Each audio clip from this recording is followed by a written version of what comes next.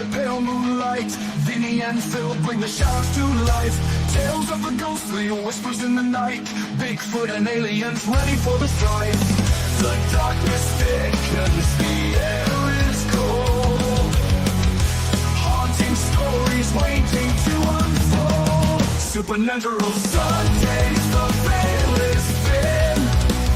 Join us in the chaos, let the night begin. With every whisper and each chilling tale, dare to believe where shadows prevail.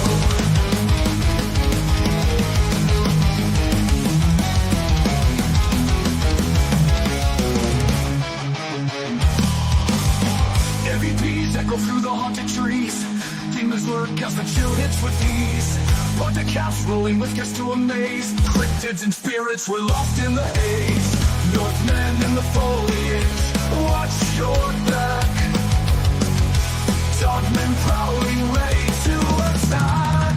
Supernatural Sundays, the veil is thin. Join us in the chaos, let the night begin.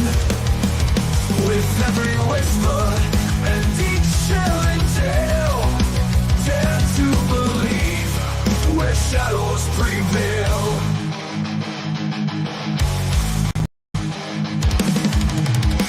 Moving in the foliage, watch your back. Through the prowling, ready to attack.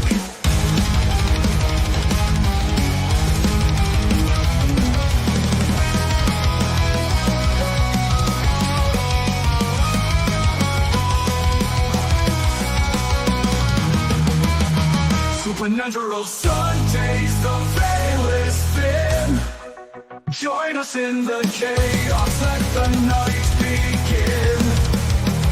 With every whisper and each chilling tale, dare to believe where shadows prevail. So tune in next week, fear in your soul. Darkness awaits, let the stories unfold.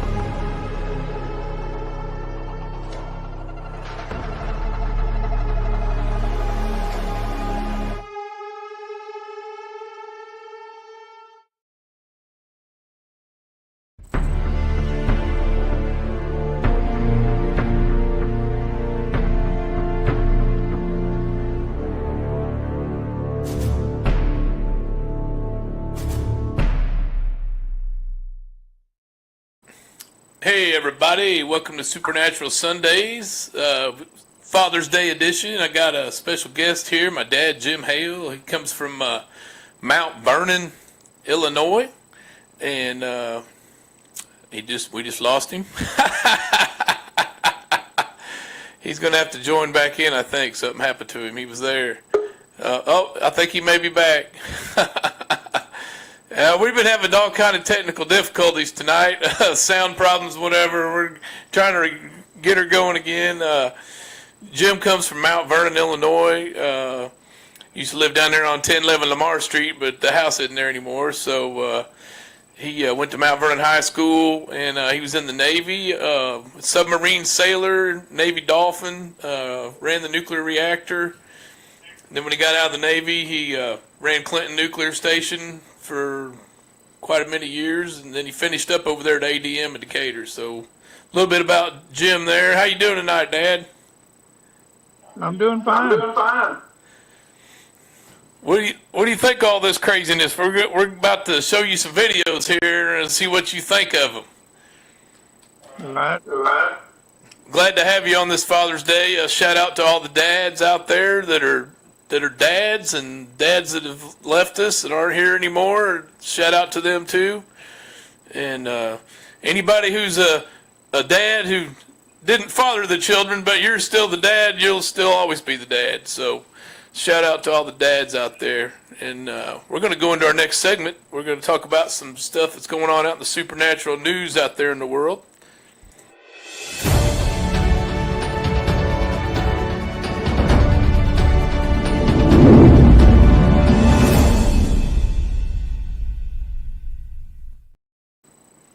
This first video is something I saw. We're going to talk about some UFOs, and I know you've seen a few in your day. I know when you and your cousin were young, didn't you guys have something, had you pinned in the hog house there when you were youngins? Yeah, we did. Never did know what it was. What did it look like? Well, hard to describe. Big bright light more than anything. I seen something that had a bright light, and I'm going to show this video over here, and you see what you think of it. I think it's the ISS coming over. It could be the ISS. I don't know if this thing will zoom in.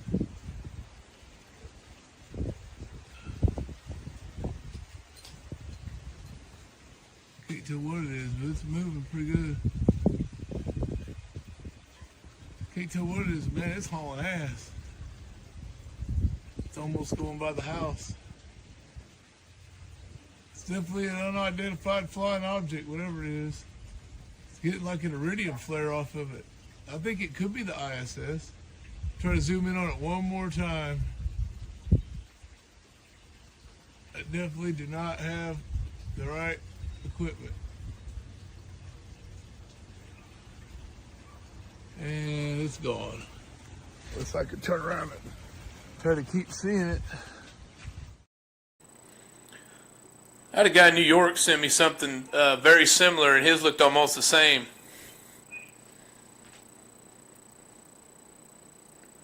Did the one you see look anything like that?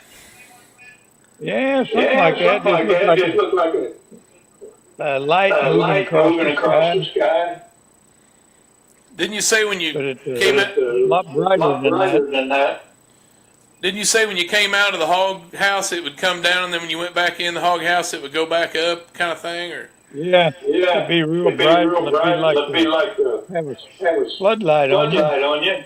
You go inside, it gets dark. You step back out and turn the light on again. Man, that'd be pretty scary, actually. So you were in the Navy.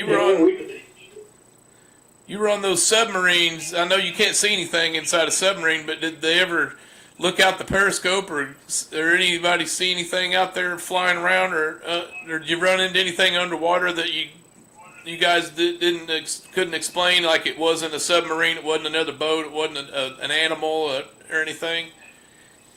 Well, sonar would pick up something big in the ocean, and never did know whether it was a whale or a big school of giant shrimp, or maybe a giant squid. I don't know what kind of sound they make, but sonar picks up fish that they couldn't identify sometimes. I've got a video here. I've got a couple videos I'm going to play with some stuff that the Navy has videoed or described. One of these things they said was going like 400 knots underwater, which they said these things can bend matter around them. I was like, that'd have to be moving pretty fast. Yeah, it's a lot faster than a submarine. Definitely. I'll play these videos here, see what you think. USOs have been documented by the U.S. Navy for decades, including the famous Aguadilla incident off the coast of Puerto Rico in 2013. In that case, a DEA plane recorded this footage of an object circling the airport, then heading out to sea and entering the water at high speed, then re-emerging. One theory posits that ETs are either exploring the Earth's oceans as well as its skies, or that perhaps they have underwater bases we're unaware of. Maybe alien life forms could have made it to us, and if they got here, where would they go? They know we're intelligent.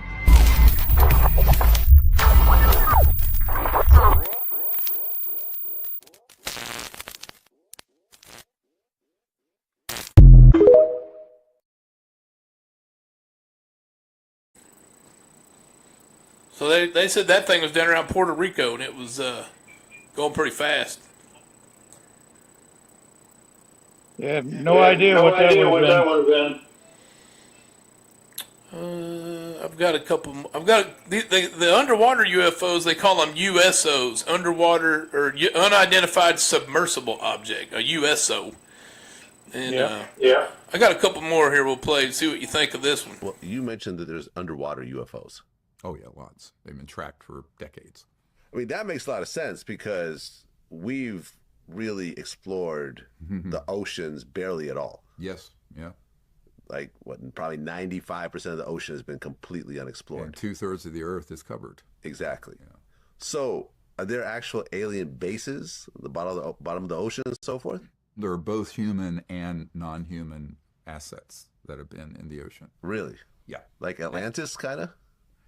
Well, I do know that out in that area there's some strange phenomenon, and What area do you mean? like what used to be called the Bermuda Triangle. Bermuda and things Triangle. like that. Okay, I heard about this in the 80s where Yeah, planes would just disappear and so forth. And You're saying that's a real thing? Yes, but that was a underwater covert human array, electromagnetic array. Okay. There's a similar one down at the South Pole. We had a new whistleblower with Raytheon describe a mile under the ice these neutrino light emitters and detectors that are down there at the South Pole, not Antarctica, South Pole. And you can look at his testimony, Eric Hecker, who was down there for a year at that base. And so there's a lot of unusual things that are placed under the ocean. Then there have been extraterrestrial vehicles, and I understand even bases that could be deep, because they can go through any medium. You know, some people call it transmedium. In other words, you can go through water, solid rock, et cetera, and so on.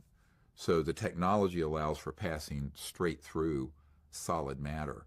Well, yeah, because you said teleportation is a real thing. Yes.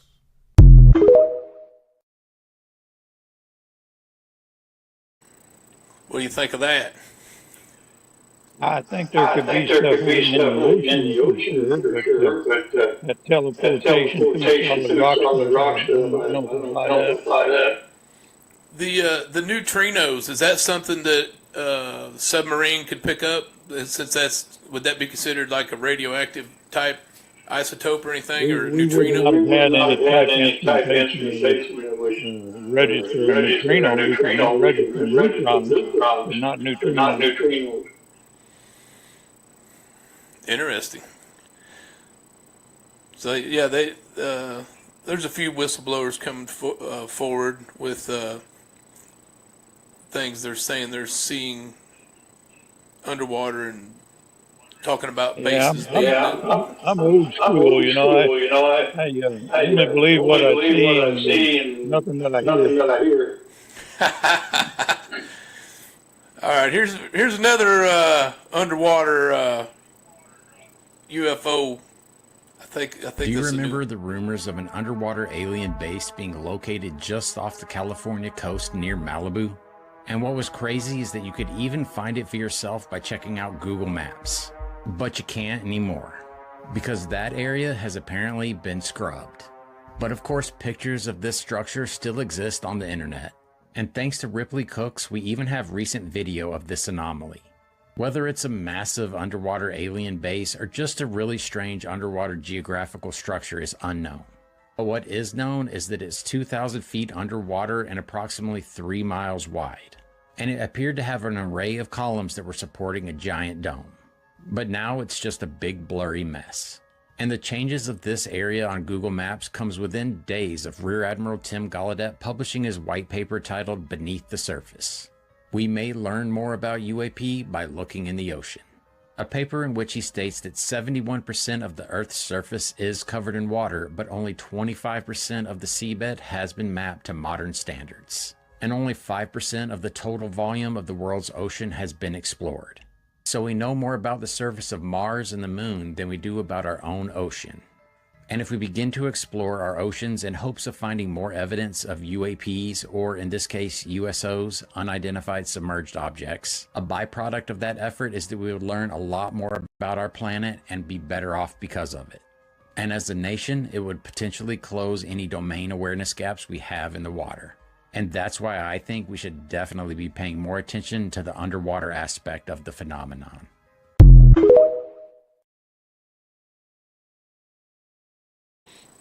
Pretty interesting they scrubbed that Google, where you can't Google Earth that area anymore. Yeah. Yeah. Don't know what was there. This But, next video most is... of the oceans, they have, but more of them have been mapped than you think. We had underwater maps we're using the underwater sea ranges, and structures and deep trenches and stuff like that. That's good to know where the structures are, so you don't run over stuff, because you don't have cameras on submarines. You don't want to collide with an underwater mountain. That would be a bad day. Yes, it would. I got a video here. Some ladies that they're pretty frightened, and then see what you think of this video with these ladies. There's a lot of AI stuff out there, but this here, just by their reaction to me, seems like they actually saw something. We in the field. 2Bs, it's a UFO for real. Look at the UFO. No, we not making this shit up. Look at her, she gonna put. It's a UFO for real, y'all. That is crazy. Y'all, that's crazy. It's a UFO for real, y'all.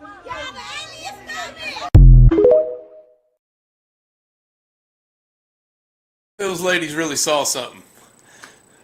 I don't know. I wish they'd have zoomed in on that bright light a little more to see what it was.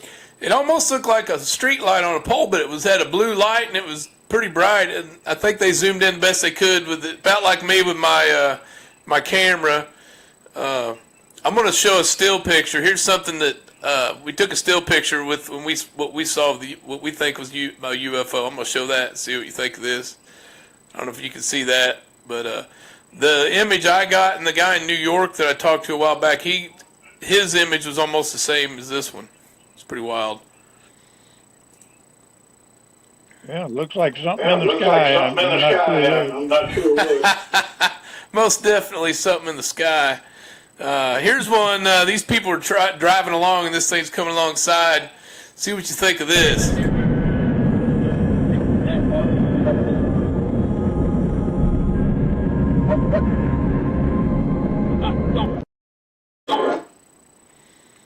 I'm thinking AI maybe, or if that's real, that's pretty terrifying if that thing was real.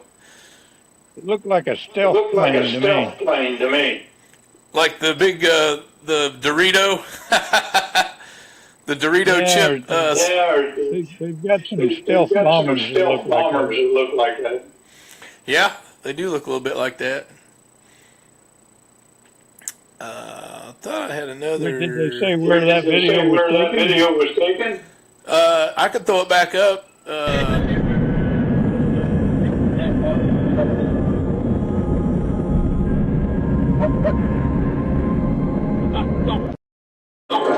was going to say, if it was close to the Skunk Works, it could be something the government's working on.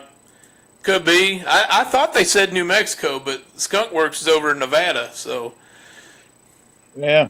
Nevada's not that far from New Mexico. You can find something like that. No, that thing would cover some ground pretty quick. People thought maybe it was a drone, but Yeah, it doesn't look like any kind of conventional military drone I ever saw. I'm gonna play you one of my videos. We did at a cemetery, and we got this device called a spirit box, and it runs off radio signals, and supposedly the spirits can manipulate the radio signal. Like if there's words, they can pick out words and say things, and we had a cat ball there too, one of these electronic toys that a cat has to smack it. It has to be hit or moved to make it go off. And then if it goes off and nobody moves it, then we think it's something paranormal. We're not sure what's making it go off. But this was in a local cemetery here in Bowling Green. It's Mount Moriah. It was also known as a pauper cemetery. And a pauper was like someone who didn't have a lot of money, and the county would pay for your burial there in the pauper cemetery. So we were down there checking it out one afternoon, and this is what we got. Something's trying to come through.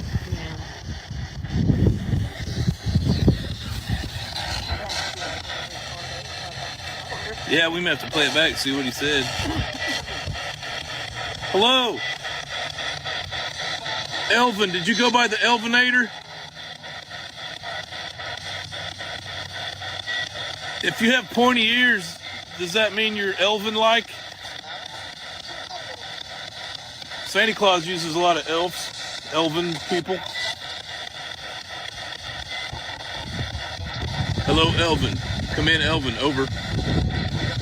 Phil Billy to Elvin. Come in, Elvin. I heard a thank you. I understood that one, did you? So sometimes you can understand what they're saying, sometimes you can't. And I try to joke around sometimes because they're probably used to people coming after going, hello, hello, anybody here? So we try to do some off-the-wall stuff to try to spark reaction. I'm going to play you a little. All right, well, I'm going to play you. This is a little joke that the comedian made about the spirit boxes, what he thinks they sound like.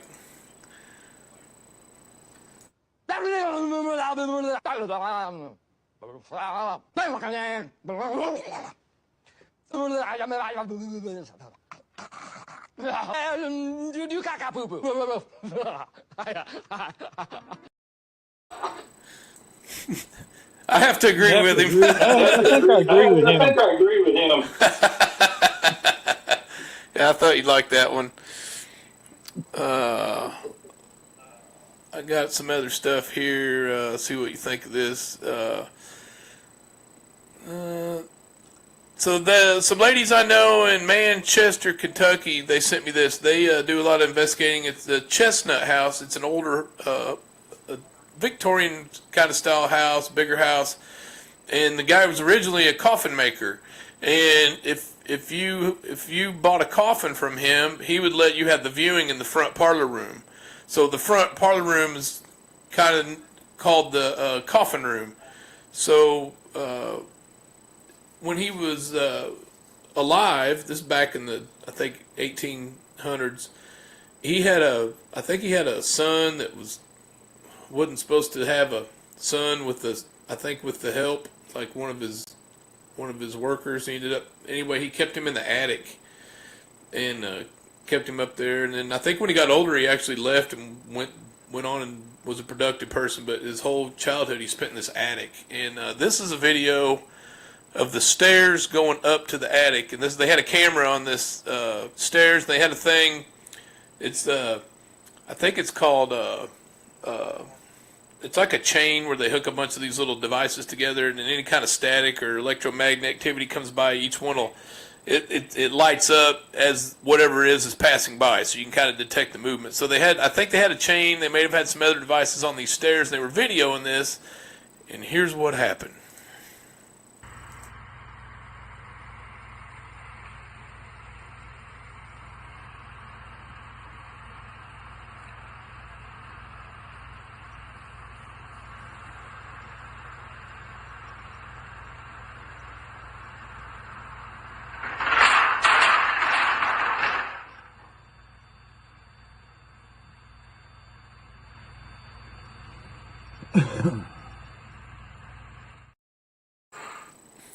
That fan had been up there for running for a good week, and they said wasn't on the edge of the opening up there or anything, but it was a little shaky because they videoed it with a camera looking at the screen on their device. But I've seen that several times. That would be a classic of what you would call a poltergeist activity.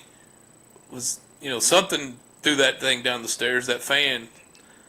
Yeah, something caused it to move, didn't it? Yeah. What do you think of that? Nobody was upstairs? There was nobody up there at the time. They actually just went outside to take a break, and they were all outside having a smoke break and a coffee and whatever, and when that happened, and they heard the crash, and they went back in, and that's what they found. And then that device that it hit with all them little lights, that device, those aren't cheap. Those are a couple $100 for that device. Yeah, it looked like something pushed it down the stairs. Yeah, I mean, I've been in places and had rocks thrown at me and stuff, but I don't know who was throwing them or what was throwing them, but nothing's ever thrown a fan at me, but I think I'd have to clean out my shorts. Yeah. I think I got some, I got one more thing, though. This was, I believe this was in a theater. I think it's in a theater, if I got the right one. And we got this camera that's called a structured light system, SLS, and it sends out like lasers, and it picks up any kind of movement that resembles human movement. Even though if there's nothing there, it'll still pick up stuff that we can't see. Started out as a video game kids were playing, and it would follow you, like you move your hands and it would move, and you could see yourself on the screen. And then all of a sudden, these kids all over the world noticed another kid popping up next to him doing stuff, and he'd be moving different from what they were doing. And they're like, wait a minute, I don't have it on 2-player. I'm only on 1-player. Who's this other kid? And this phenomenon started happening all over the world. So then scientists started studying it, and they figured out they can use this camera to find people or whatever stuff that's not there. And it's still kind of up in the air whether it's legit, if it works right. But I've been in places like in a cave where I'm perfectly still on a tripod, and this thing popped up and it took off and climbed up the wall, and I wasn't moving. It's because if you move around too fast, it can pick up on lamps and coat trees and and structures, and it'll give you a false positive. But usually it'll kind of figure it out pretty quick with the software. But I'm going to play one here and see what you think of this thing.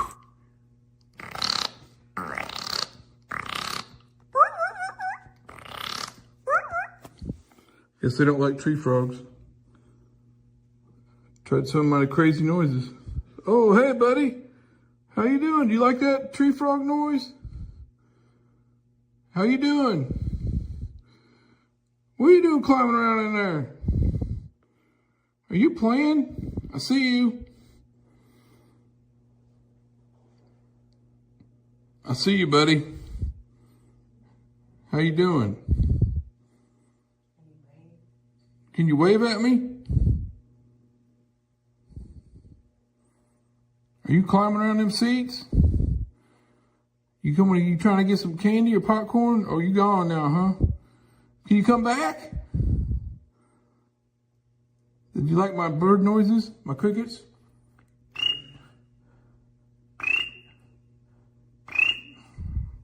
You want to come back and hear the cricket? That was Jiminy.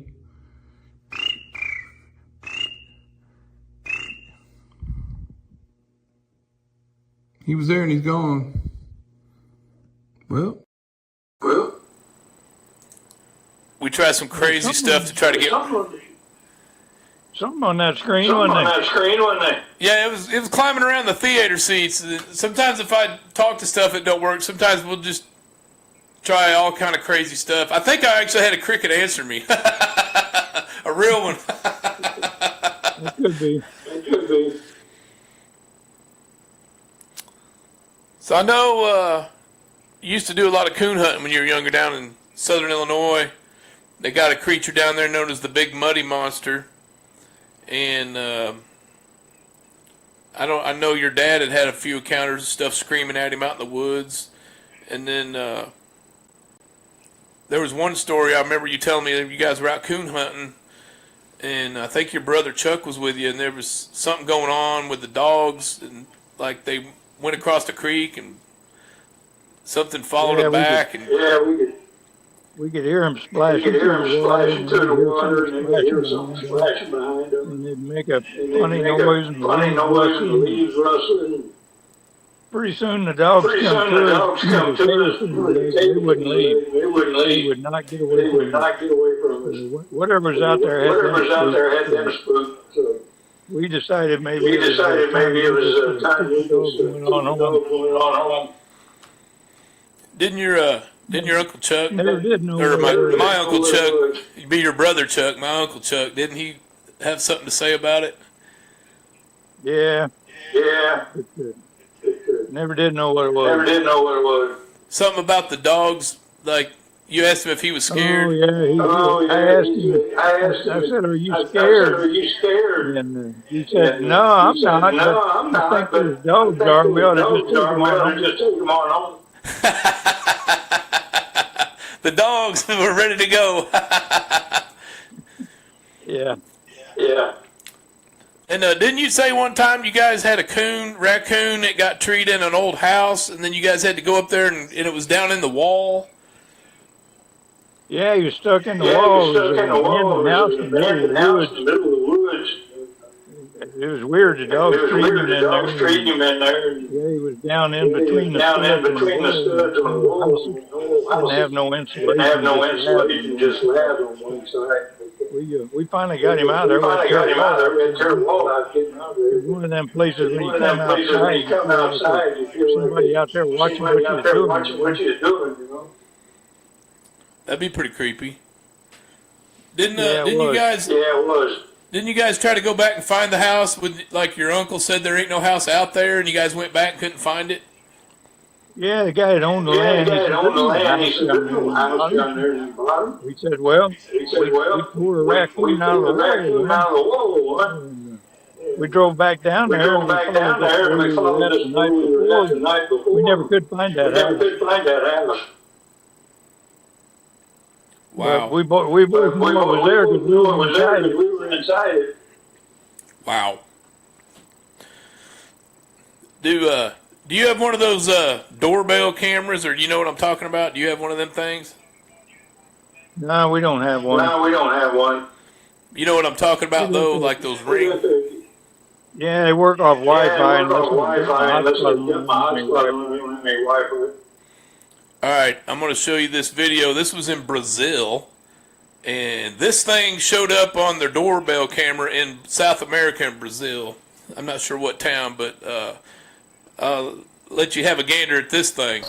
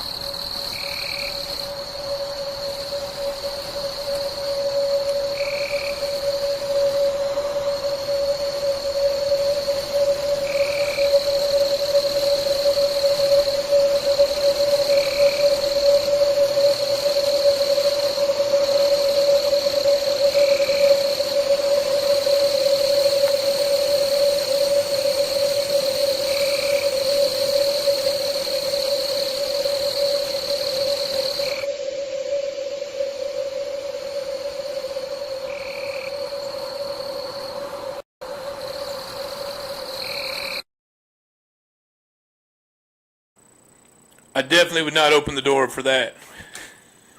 Yeah, I think it's phony baloney. I think somebody had stuck a picture up in front of the camera.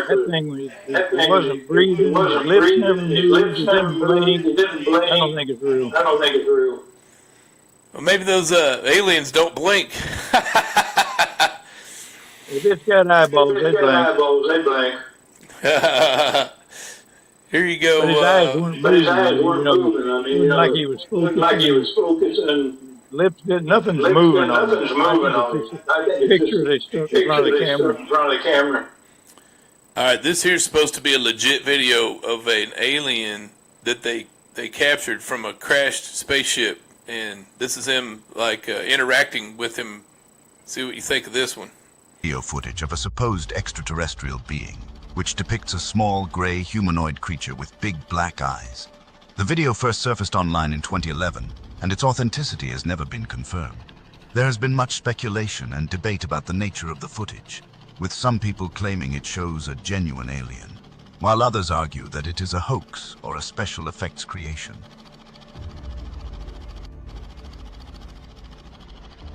There have been rumors and conspiracy theories that the US government has captured and experimented on aliens or extraterrestrial beings, but there is no conclusive or publicly available evidence to support these claims. However, it is worth noting that the United States has a history of exploring and investigating claims related to UFOs and extraterrestrial phenomena. The Roswell, New Mexico incident in 1947 is one example of a case where the US government investigated a reported UFO crash, but the official explanation is that it was merely a weather balloon.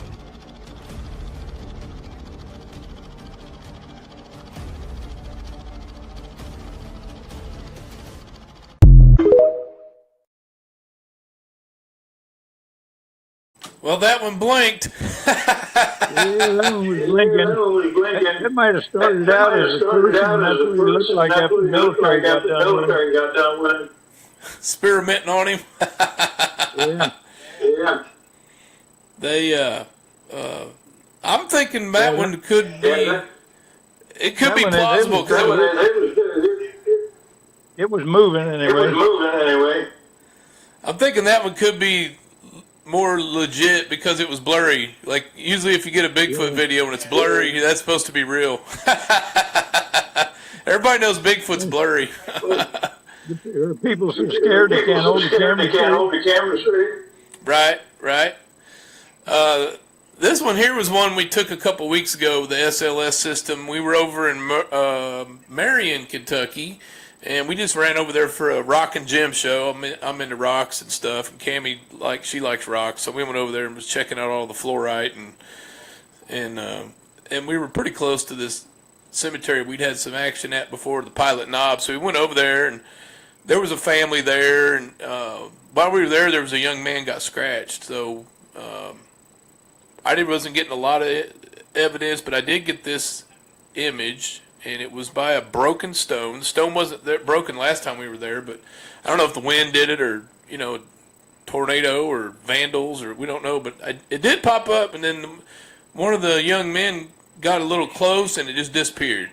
Sometimes we find that we'll start to pick up some activity, and then a person will get close or whatever and they disappear. Like, sometimes they're scared of us, or they don't know what we are, or we don't know what they are either. But let's see what you think of this one.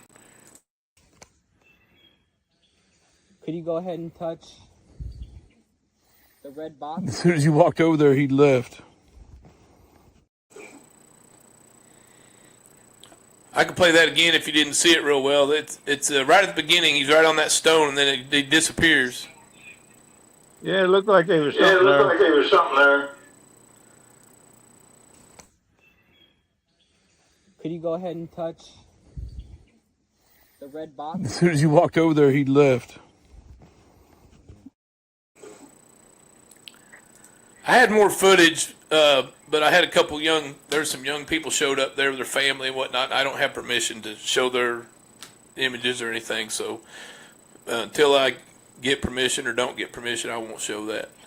We always get permission from anybody if we're going to show something. Good idea.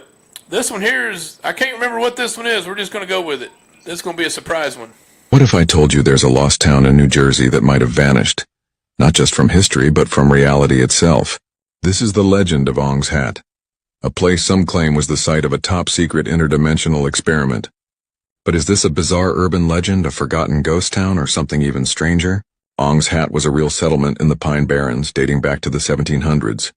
It was little more than a pit stop, a few houses, a tavern, and a reputation for outlaws and drifters. According to local folklore, the town got its name from a man named Jacob Ong, who supposedly threw his hat into the air in a drunken rage, and it got stuck on a tree branch. That's all that remains in historical records until things start to get weird. In the 1970s, Strange rumors began to circulate about a hidden research facility in the abandoned town of Ong's Hat.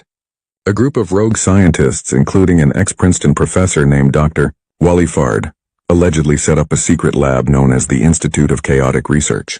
These scientists weren't just playing with atoms and equations. They were obsessed with the idea of parallel dimensions. They reportedly developed a device called the Egg, a small pod-like structure that, when activated, could transport people into alternate realities. And according to the legend, it worked. One night, the entire research team and their followers vanished without a trace. The buildings were left intact, their notes scattered, but not a single person remained. Some believe they used the egg to escape to another world. Others claim the government shut the project down and erased all evidence. So what's the truth behind Ong's Hat? Many researchers claim this entire story was an elaborate alternate reality game created by Joseph Matheny in the 1980s. He published a book called Ong's Hat, The Beginning, which detailed the experiments and interdimensional travel. But Matheny later admitted he mixed truth with fiction to spread the story online. Yet, some still believe something real happened in Ong's Hat. The Pine Barrens have long been a hotspot for paranormal activity, from the Jersey Devil to secret military experiments. Was this just a hoax? Or was Matheny covering up something much bigger? So what do you think? Is Ong's Hat just an elaborate internet myth? Or did something truly bizarre happen in the New Jersey Pine Barrens? Let me know in the comments. And if you want more dark government conspiracies and lost history, make sure to follow for more. Until next time, stay curious and watch where you step in the woods.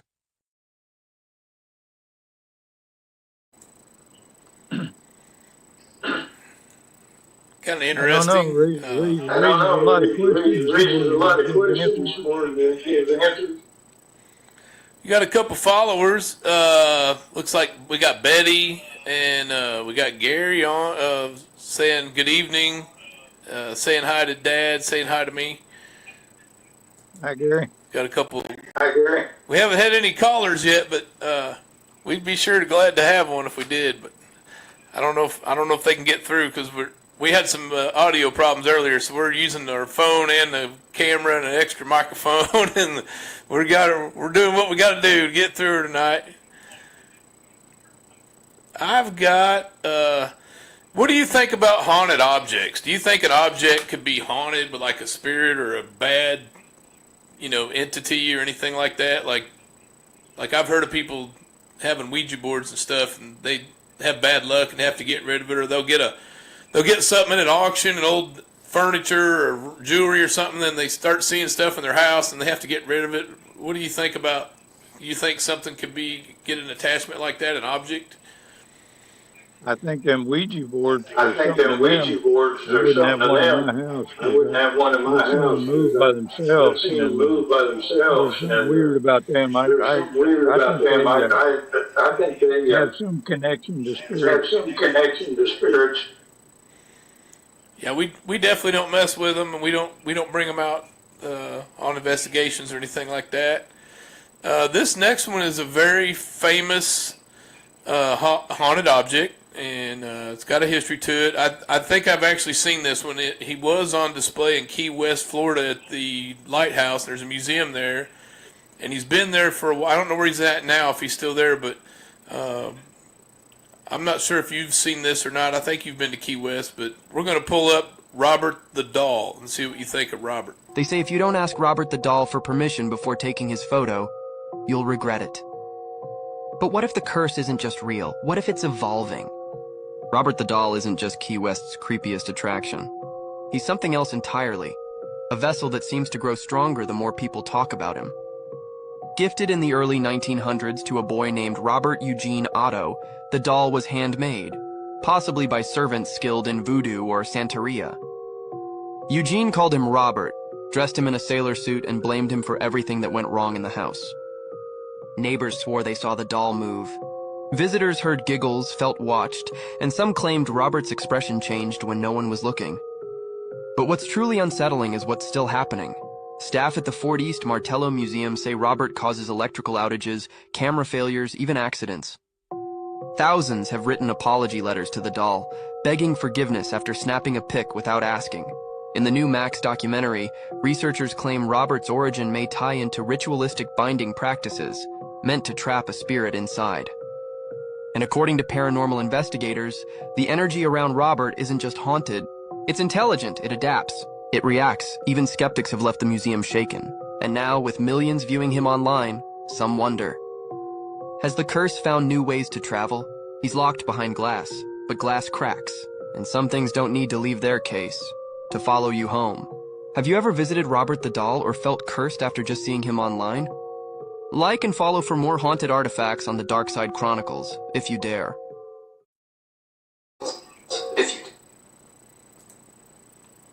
Yeah, don't Well, think I what do you want to think, go old see Robert? that. Don't think I want to go see that game. Yeah, it's kind of like when you go to Hawaii, you don't bring any rocks home from Hawaii, or you'll be mailing them back, I've been told. It's the same kind of thing. If you go to see Robert, you got to ask permission.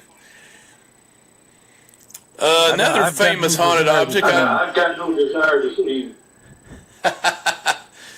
Here's another one. This one's famous from out east. The Warrens. I don't know if you've heard of the Warrens. Did all the Amityville investigations, and Ed and Lorraine Warren. They have the Warren Foundation. They're family, and there's some priests, and they have remote viewers, and a lot of people still actually go out and help investigate different things. The Warren Foundation. But this is probably their most haunted object. It's another doll. This is Annabelle. They locked her in a case. Not to protect her, but to protect us. So why is Annabelle on the move again? Annabelle, the infamous Raggedy Ann doll once locked behind glass in the Warrens Occult Museum, isn't staying put. This month, she's been transported to multiple expos and paranormal events, drawing huge crowds. But here's what most don't realize. The reason she was locked away in the first place wasn't for show, it was containment. According to Ed and Lorraine Warren, Annabelle wasn't just haunted. She was a vessel, used by something darker to mimic innocence and invite possession. Visitors who taunted her, mocked her, or even touched her glass case were said to suffer tragic fates: car crashes, illnesses, even death. Now that she's traveling again, many are wondering, have the protections weakened? Is she still safely sealed? Or are we tempting fate just to snap a selfie? They say evil doesn't die. It waits for attention. And Annabelle? She's getting plenty. Would you get close to her case? Drop a comment, like and follow for more chilling true stories on the Dark Side Chronicles.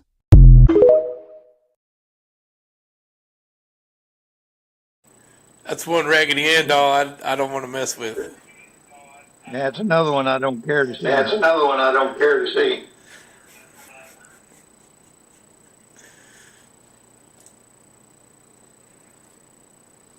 Well, have you ever had any experiences with anything you believe was a spirit or anything like that? Any kind of prophetic dreams or anything like that you've ever experienced? Anything out in your travels? Well, I think everybody. At some point in their life will have a dream, and then later on, all of a sudden, you've been here before, or I've seen this before, or I've seen this before, and you dreamed it before it happened. You dreamed it before it happened. It's kind of it's like deja vu when it happens to you, but when it's happening in your dream, it's like a premonition kind of thing. Yeah. Yeah. The only other thing I can recall, me and your cousin Dale, when we were driving down the log cabin road, and an beat up car, over in this, there was a wheat field that had recently been harvested, white light shining straight up, and like one of them, a car dealer uses a big spotlight to get attention, but this is out in the middle of the country. So we decided we'd drive over there and get a closer look. But when we got in the field and started that way, the lights went on. So we don't know what happened, but they just disappeared. So we went back over there the next day. and drove out there in that wheat field, and you could see three big circles that were burnt in that old wheat stubble. Something that had been hot or something took off, you know. And them circles were probably 10, 12 foot diameter, and there was three of them. Never saw that again. Never saw that again. That was a wonderful time. We saw it in lights like that. That's pretty wild. That sounds like you might have seen a UFO or something. I don't know what it was. Was it? I don't know what it was. So it was spooky though. So the ground was like burnt. Yeah, the wheat stubble was black. Yeah, or wheat something stubble like was something black or something like torched it. Oh wow! So it wasn't like laid over like those crop circles. They make all them designs. Or... No, the wheat had already been harvested. The wheat had already been harvested. So sticking up about 6-8 inches. Sticking up about 6-8 inches. What do you think about Bigfoot and maybe Dogman and cryptid creatures? What are your thoughts on those? I don't know. I don't know. I really don't think there are such things. Don't think there are such things. Or somebody would have had some hard positive evidence by now. Positive evidence by now. Somebody would have shot one, or bear trap, or got it on a trail cam where that was real clear resolution or something. I don't know. I think people see things and they imagine it's something that it's not. Yeah, there's a lot of people see bears on their hind feet and think it's a Bigfoot. And then as far as getting caught in a trap, they're supposedly smart enough they wouldn't get in a trap. They could smell it and see it. And then some of the guys that claimed to have shot him were afraid to come forward because they said it looked so human-like. They were afraid they'd get accused of murdering a human. Because what if it's a feral human? Somebody just went crazy and they grew long hair and out in the woods. Yeah, you know what somebody shot one. Yeah, you know what somebody shot one. They'd be telling the whole world about it. Maybe. Unless they thought they were going to get hauled in for, murder or whatever. I did talk to an anthropologist, and he said Bigfoots are just figments of somebody's imagination. Now, I do believe that you can see things out in the wilderness that can't be explained sometimes. Yeah, that's one of the theories they have with Dogman is that he's an interdimensional being. There's been a lot of psychics interviewed, and every one of them says the same thing. They think it's an interdimensional being that's like being sent here and then pulled back. And one guy I talked to said it was running alongside his truck, and he said the legs of it went invisible. He said then it just he saw this look like a ring of fire, and it just dove in and it disappeared over by Land Between the Lakes. They've been studying that phenomenon for years over there. The anthropologist I talked to. Sooner or later there'll be proof positive. There's never been any proof in my lifetime.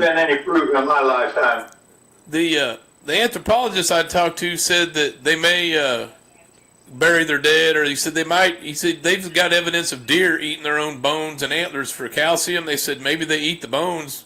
He thinks if they find any evidence of any kind of creature like that, it's going to be in a cave. He said a cave is a perfect atmosphere environment to preserve those type of bones or teeth or anything. So he's always having the spelunkers out looking for stuff. I know here in Kentucky in the last year they found a shark.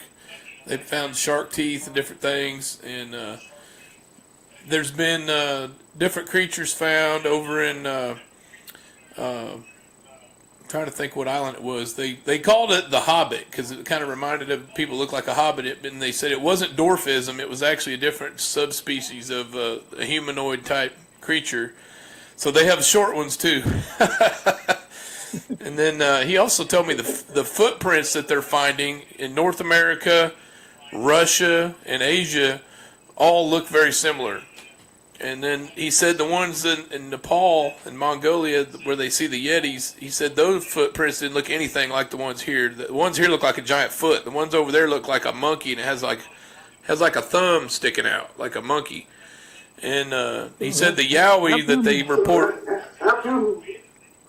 How come when these people find these, How come when these people find these it's only one or two footprints? It's only If you one go or like two track a footprints. deer If you go like or a track a raccoon, deer you can or a follow his raccoon, trail because you it can goes follow along his the trail way. because it goes all a long way. Why did they just leave one or two Why did they footprints? just leave one or two footprints somewhere? They think that's that may be a result of it being an interdimensional being, like it can just goes into a portal, they call it, and it's gone. Yeah, that's a possibility, I That's suppose. a possibility, I suppose. It's far out, man. It's far out stuff. They did get the one in Australia they call the Yowie, and he showed all their footprints. None of them looked the same. He said, I don't know what's going on down there, but none of theirs look the same. But the other thing he said, when's the last time you saw a tiger in North America? There's no tigers left here. And he thinks due to the land bridge, like millions of years ago, that we were connected to Russia and everywhere. He thinks the tigers all migrated over there, and that's why you have Siberian tigers. And down in Asia, there's little pockets of the planet that still have tigers, and they've kind of been pushed away by expansion of humans and everything and progress. All these tigers live in these little pockets. And he said, when you go to Asia, you'll see these little red dots on the map. That's where the tigers are, these little pockets. He said that's where they find the footprints, too. He said whatever's pushed the tigers out, it's also pushed these creatures into these other areas. I know there was guys in Vietnam said they'd seen some kind of monkey creature that walks upright. The natives would call it a monkey that walks upright with no tail. I don't know, have you ever heard any of your buddies was in Vietnam, seen anything like that? Or No.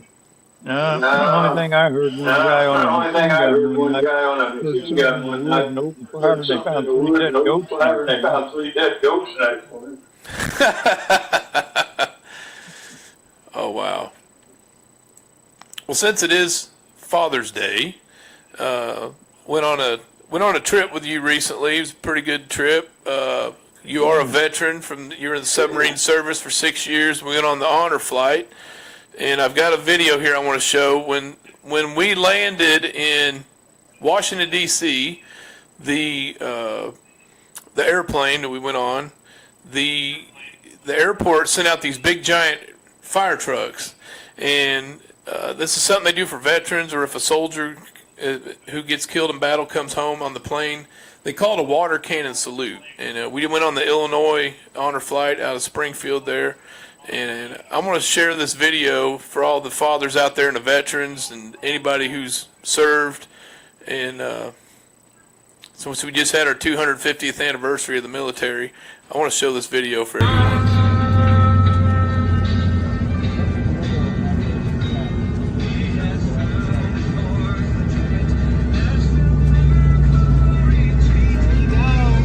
Here it comes.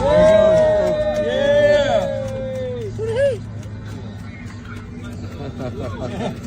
Awesome. That's cool. Awesome.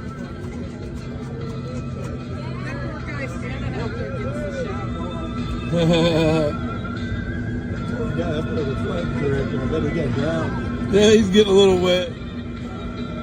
That's pretty cool.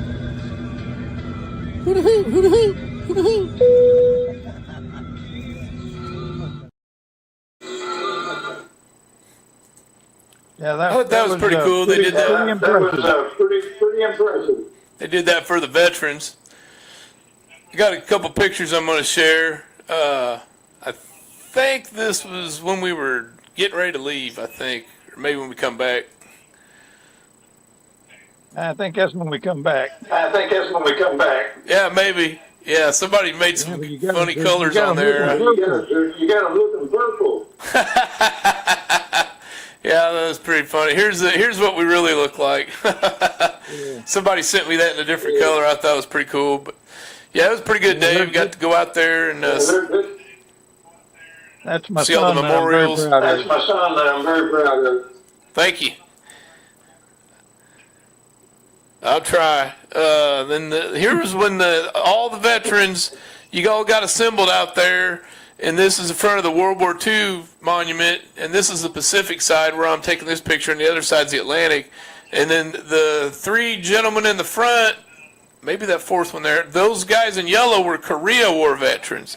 Everybody else is Vietnam veterans in the maroon red shirts. I think we had 140 veterans on this flight. Yeah, not too many of them If you old guys timers are- left. Not too many of them old timers left. No, we didn't have any World War II veterans on this flight, but all Vietnam and the Koreans.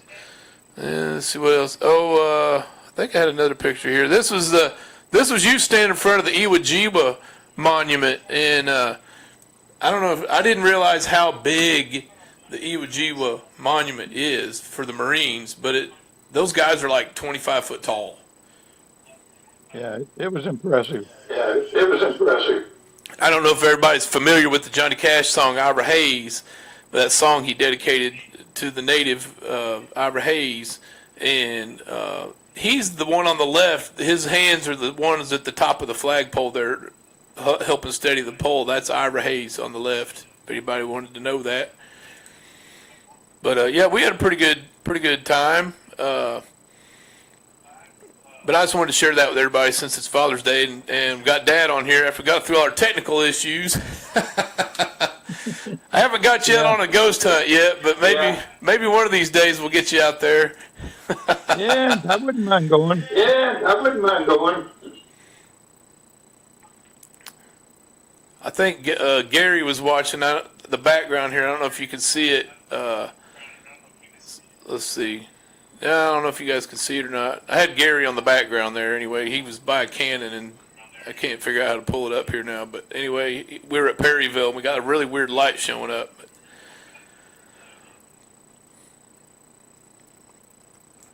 But that's kind of what we do on here. Every week we talk about all the crazy stuff going on in the world and stuff we go out and experience ourselves and try to share some good stories. As long as you're having fun, that's all matters. As long as you're having fun, that's all matters. Absolutely, absolutely. Well, I appreciate you coming on today, short notice, and spending Father's Day with us here on Supernatural Sundays. And I've enjoyed it. Appreciate everybody tuning in. And anyway, we're gonna shut her down, and appreciate everybody tuning in. And y'all tune in again. Come on.